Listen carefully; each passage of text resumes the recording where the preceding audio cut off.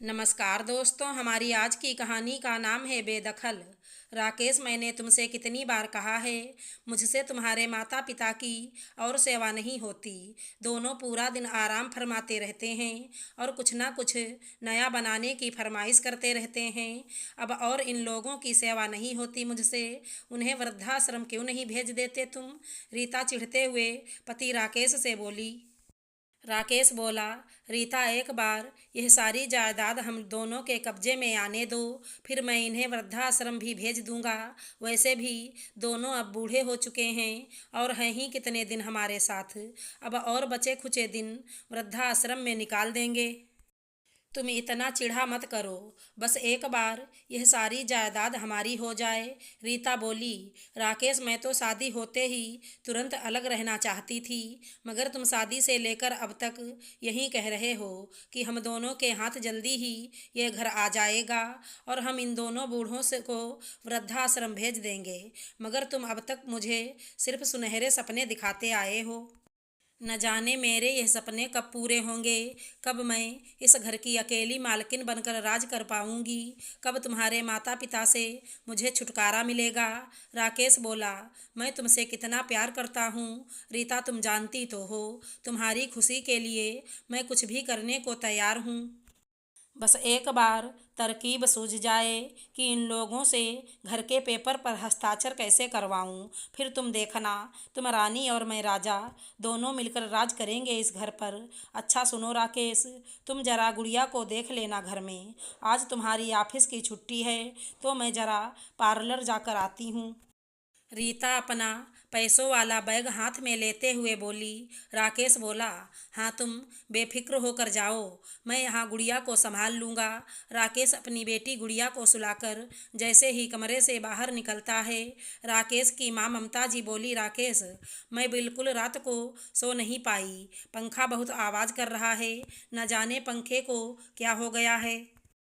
आज तो तेरी ऑफिस की छुट्टी भी है, तू आज ही पंखे को ठीक करवा दे ताकि मैं रात को चैन से सो पाऊँ। उतने में बोलते बोलते ममता जी को ज़ोर ज़ोर से खांसी आने लगी। धीरे से उठकर उन्होंने पास वाली बोतल में रखा पानी गिलास में निकाला और पीने लगी। थोड़ा पानी गले में उतरा और थोड़ा पानी गले से उतरकर उनका ब्लाउज भिगो गया। उम्र अधिक होने के कारण उनके हाथ पानी पीते वक्त कांप जाते थे। बहू से गर्म पानी मांगने की हिम्मत नहीं थी उनमें, क्योंकि बहू रीता सास ससुर को बस झेल रही थी। वो उनका एक भी काम प्यार से करने को तैयार नहीं थी। बहू रीता का पारा हमेशा सास ससुर पर चढ़ा ही रहता। और अगर सास ससुर ने अपना एक भी काम बहू रीता को करने को कह दिया तो रीता गुस्से में उन दोनों पर आग बबूला हो जाती। अब तो सास ससुर दोनों बहू के आगे कुछ कहने की हिम्मत ही नहीं करते थे। ममता जी पानी पीकर बोली, और बेटा, खांसी भी बढ़ती जा रही है। उस दिन भी तुझे दवाइयों का पर्चा पकड़ाया था, मगर तू नहीं लेकर आया। आज तो तेरी छुट्टी है, अब आज ना मत कहना।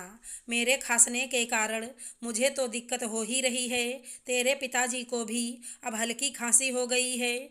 और तू तो जानता है, अगर एक बार तेरे पिताजी को खांसी हो गई तो महीना भर उन्हें आराम नहीं पड़ता। फिर तुझे हम दोनों के लिए दवाई लाने पड़ेगी, इसलिए आज पक्का दवाई ले आना। राकेश गुस्से में बोला, माँ, जिस दिन भी मेरी ऑफिस की छुट्टी होती है, कभी आपको बाम की शीशी लानी होती है, कभी दवाइयों का पर्चा पकड़ा देती हैं, तो कभी आपका पंखा खराब हो जाता है। छुट्टी के दिन भी मुझे इस घर में शांति से जीने नहीं देती आप। खुद तो पलंग पर पूरे दिन पड़ी रहती हो और बैठे बैठे बस मुझे काम बताती रहती हो। मेरे पास इन सभी चीज़ों के लिए बिल्कुल वक्त नहीं है। और हाँ, पैसे भी पेड़ पर नहीं उगते हैं कि मैं आप पर फिजूल खर्ची करता रहूं। मेरे अपने भी बहुत खर्चे हैं मेरे सामने। अगर मैं आप लोगों पर ही पैसा खर्चता रहा तो मेरा अपना परिवार कैसे चला पाऊंगा? मेरी बेटी गुड़िया भी अब बड़ी हो रही है, मुझे उसका लालन पोषण भी करना है अभी। मगर यहाँ तो आप लोगों की आए दिन कुछ ना कुछ फरियाद लगी ही रहती है। आपको और पापा को तो वैसे भी दिन भर कोई काम नहीं रहता, खाओ पियो और आराम करो, बस यही काम है आप दोनों का। मगर मुझे तो छुट्टी के दिन भी आराम नहीं करने देते आप लोग। पास ही सोए ममता जी के पति रामलाल जी की आंख बेटे की जोर की आवाज़ से खुल जाती हैं। पहले से बेचारे रामलाल जी को कम सुनाई देता था, तो वो समझ ही नहीं पाए कि बेटा क्यों चिल्ला रहा है। कुछ जानने का प्रयास किए बिना ही वे बेटे राकेश को देख कर बोले, राकेश कुछ दिनों से इन चश्मों में मुझे साफ कुछ भी दिखाई नहीं दे रहा है, लगता है चश्मे का नंबर बढ़ गया है। तू आज छुट्टी पर है तो मेरा चश्मे का नंबर दिखवाने ले चल मुझे, क्योंकि आज कहीं जाकर नंबर चेक होगा तो चश्मा बनने में भी तो समय लगेगा। 4-5 दिन अभी और सहना पड़ेगा, तब जाकर नया चश्मा पहन पाऊंगा। कल शाम दोस्तों संग टहलने भी नहीं जा पाया, क्योंकि चश्मे में से कुछ भी साफ दिखाई नहीं पड़ रहा था। कहीं गिर विर ना जाऊं सोच के घर पर ही बैठा रहा। मगर बेटा, घर में भी पूरा दिन निकालना भारी पड़ जाता है, अकेले अकेले मन भी तो नहीं लगता, इसलिए मुझे आज तेरे साथ ले चल। तेरे साथ कहीं बाहर गए एक अरसा बीत गया है।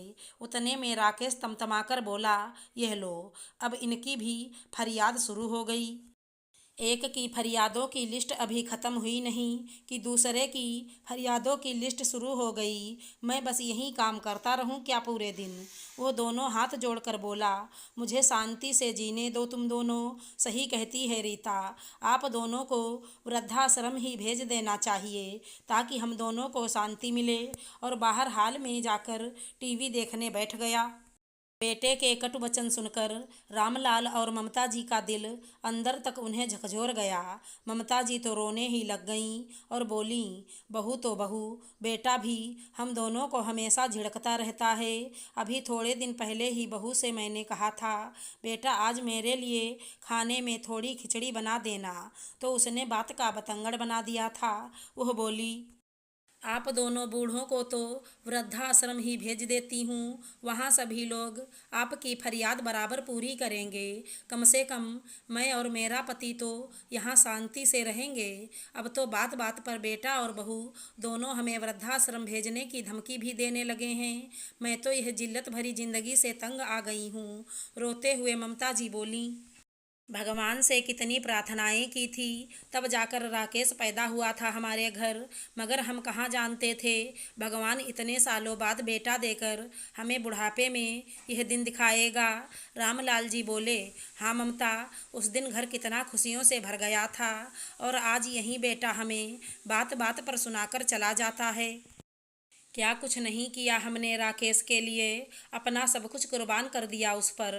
क्या उसे एक क्षण अपने माँ बाप का ख्याल नहीं आता होगा कि हमने उसे पालने में कितनी मेहनत की है और हमारी सारी जमा पूंजी उसे पढ़ाने में खर्च कर दी। इससे तो हम इतने सालों तक बे औलाद ही अच्छे थे। रामलाल जी और ममता जी का इकलौता बेटा था राकेश। दोनों की शादी के बाद 4 साल औलाद नहीं हुई थी उन्हें। फिर बड़ी मन्नतों के बाद उनके घर राकेश का जन्म हुआ था। रामलाल जी और ममता जी बहुत पैसे वाले तो नहीं थे, मगर रामलाल जी अपनी छोटी सी राशन की दुकान पर खूब मेहनत किया करते थे, जिसमें ममता जी भी उनका पूरा सहयोग करती थी। दोनों ने खूब मेहनत करके बेटे राकेश को खूब पढ़ाया लिखाया और सीए बनाया था। खुद भले महीनों महीनों नए कपड़े नहीं खरीदे, ना ही नए चप्पल पहने, मगर बेटे राकेश को कभी किसी चीज़ में कोई कमी नहीं आने दी थी। राकेश ने सीए की पढ़ाई पूरी करने के बाद अपनी ही कंपनी में नौकरी करने वाली रीता से प्रेम विवाह किया था। रीता पहले तो संयुक्त परिवार में रहने को ही तैयार नहीं थी, मगर राकेश के लाख मनाने के बाद सास ससुर के घर के लालच में वो सास ससुर के साथ रहने को तैयार हुई। राकेश ने रीता को बहुत समझाया कि अगर हम अलग रहेंगे तो हमें किराए के मकान में रहना पड़ेगा, जिससे बेफालतू हमारा ही खर्चा बढ़ेगा। इसलिए तुम मेरे माता पिता को थोड़े समय झेल लो। राकेश और रीता दोनों बूढ़ों को जल्द से जल्द वृद्धाश्रम भेजना चाहते थे, मगर घर अभी भी रामलाल जी के नाम पर था, इसलिए लालच में साथ रह रहे थे। अब तक बेटे बहू को घर अपने नाम पर करने की तरकीब नहीं सूझी थी, इसलिए अपना सारा गुस्सा दोनों वृद्ध पर निकालते रहते। रीता भी आज के ज़माने की आधुनिक लड़की थी, जो राकेश के माता पिता की कभी इज्जत कर ही नहीं पाई। जब देखो रीता उन दोनों पर बिना बात के ही चिल्ला पड़ती, कभी उन्हें अनपढ़ या जाहिल तक कह देती, मगर वे दोनों बेचारे सुनते रहते और सोचते जैसे भी हैं अपने ही बेटे बहू हैं। यह बात और है कि राकेश और रीता उन दोनों को अपना बिल्कुल नहीं मानते थे और इन दोनों से जल्द पल्ला छुड़ाना चाहते थे। ममता जी को रोते देख रामलाल जी बोले, आओ ममता, हम भी बाहर बैठकर थोड़ी देर टीवी देख लेते हैं, शायद मन कुछ हल्का हो जाए। और दोनों धीरे धीरे बाहर हाल में आकर बैठ गए ताकि कुछ देर टीवी देखकर वक्त बिता सकें। उतने में राकेश के फ़ोन पर पत्नी रीता का फ़ोन आया। राकेश बोला, हाँ डार्लिंग, बोलो ना, क्या हुआ। रीता जो कि अपना ब्यूटी पार्लर में ट्रीटमेंट करवाने गई थी, वह बोली, राकेश, जैसे ही मैं ब्यूटी पार्लर से निकली मैंने देखा कि मेरी स्कूटी पंचर हो गई है, तो क्या तुम मुझे लेने आ सकते हो। राकेश बोला, हाँ रीता, वैसे भी आज छुट्टी ही तो है, अभी आता हूँ, तुम वहीं रुको। बोलकर राकेश तैयार होकर पत्नी रीता को लेने निकल पड़ता है। रामलाल जी और ममता जी सोचने लगते हैं कि बेटे को हमारी दवाइयों और चश्मे और पंखा ठीक करवाने का बिल्कुल समय नहीं है, मगर पत्नी को ब्यूटी पार्लर से लाने का समय ही समय है। अभी थोड़ी देर पहले जो बेटा हमें इतने ताने दे रहा था और गुस्सा कर रहा था, बीबी का फ़ोन आते ही उसके मुंह से प्यार वाली चाशनी टपकने लगी। रामलाल जी बोले, अब अति हो गई है ममता, हम लोग जितना सह रहे हैं, बेटे और बहू हम दोनों को उतना अधिक कष्ट दे रहे हैं। आखिर यह मकान हमारा है, जिसमें यह दोनों हमारे साथ रहते हैं। अब मुझे भी इन दोनों को यह बताना ही पड़ेगा कि अभी हम दोनों का आत्मसम्मान मरा नहीं है। यह दोनों हमें क्या वृद्धाश्रम भेजेंगे, उससे पहले हम उन्हें इस घर से निकालेंगे। ममता जी भी बेटे बहू से रोज बेइज्जत हो कर थक चुकी थी। वह बोली, आप सही कहते हैं, हमने इन दोनों को बहुत मौके दिए ताकि यह लोग शायद सुधर जाएं, मगर अब अति हो गई है। यह दोनों तो हमारा अपमान करने का एक मौका भी नहीं चूकते हैं। ममता जी को फिर से जोर जोर से खांसी आने लगी। रामलाल जी दवाइयों का पर्चा लेकर बाहर निकले और ममता जी के लिए दवाइयाँ ले आए। रामलाल जी को चश्मे में बराबर दिखाई नहीं दे रहा था, मगर मेडिकल वाले भैया ने मदद कर दी थी। राकेश और रीता जब घर आए तो सामने का नज़ारा देखकर उनके पांव से ज़मीन सरक गई। रामलाल जी और ममता जी के साथ काले कोट में वकील बैठा दिखाई दे रहा था, जिसे रामलाल जी ने खुद फ़ोन कर कर घर पर बुलाया था। वह वकील घर के सारे कागजात लेकर बैठा हुआ था। राकेश और रीता के घर आने पर वह वकील बोला, आप लोगों पर आपके माता पिता केस करना चाहते हैं। ये दोनों आपको अपनी पूरी प्रॉपर्टी से बेदखल करना चाहते हैं, इसलिए इन्होंने मुझे यहाँ बुलाया है। राकेश और रीता सकपकाकर बोले, क्यों पापा, ऐसा क्यों करना चाहते हैं आप। रामलाल जी बोले, जो बेटा बहू हम दोनों को हमेशा झिड़क कर बात करते हैं, हमें हमेशा बेइज्जत करते हैं और हमारा ध्यान तो बिल्कुल नहीं रखते हों, ऐसे बेटे बहू के पास हम दोनों को नहीं रहना है और ना ही हमें उनको अपनी प्रॉपर्टी में से कुछ भी देना है। और सबसे बड़ी बात, हमें ही हमारे घर से निकाल कर वृद्धाश्रम भेजना चाहते हैं। रीता को यह सुनकर पहले तो गुस्सा ही आ गया, फिर वह गुस्से में बोली, तुम दोनों बूढ़े कुछ ज़्यादा ही जोश में आ गए हो। खाना पीना तो मैं ही देती हूँ, यह क्या भूल गए आप लोग। ममता जी बोलीं, बहू खाना बनाने वाली 1000 मिल जाएंगी, मगर तुम्हारे जैसी तो एक भी नहीं चाहिए। राकेश अपने हाथों से सब कुछ जाता हुआ देख कर रीता से बोला, चुप रहो अभी तुम, और अपनी माँ से बोला, माँ, एक माँ तो कभी कुमाता नहीं हो सकती, तुम हमारे साथ ऐसा कैसे कर सकती हो। ममता जी बोलीं, जब बच्चे कपूत निकल जाएं तो माता को भी कुमाता बनना पड़ता है। तुम दोनों ने क्या सोचा, हम बूढ़े हो गए हैं तो हमें कचरे की तरह किनारे कर दोगे? मगर हमारे अंदर का जमीर अभी जिंदा है। वहाँ बैठा वकील बोला, कानून के अनुसार यदि बच्चे अपने माता पिता की इज्जत ना करें, उन्हें सामने जवाब दें या उनकी सेवा ना करें, उन्हें वृद्धाश्रम भेजना चाहें तो माता पिता का पूरा फर्ज बनता है कि वो अपनी जायदाद में से उन्हें बेदखल कर दें। राकेश और रीता गिड़गिड़ाते हुए बोले, माँ पिताजी ऐसा मत करिए, हम कहाँ जाएंगे? आज रामलाल जी और ममता जी का मन पत्थर बन चुका था। उन दोनों पर बेटा बहू के माफ़ी मांगने का या गिड़गिड़ाने का कोई असर नहीं पड़ रहा था। रामलाल जी और ममता जी अपने फैसले पर अडिग रहे और ऐसे बच्चों को उन्होंने अपने घर से निकाल दिया जो उन्हें अपने घर से बाहर करना चाहते थे। दोस्तों, कृपया अपने माता पिता को बहुत इज्जत और सम्मान दें, हमेशा उनकी देखरेख करें। आशा करती हूँ हमारी कहानी अच्छी लगी होगी। धन्यवाद दोस्तों।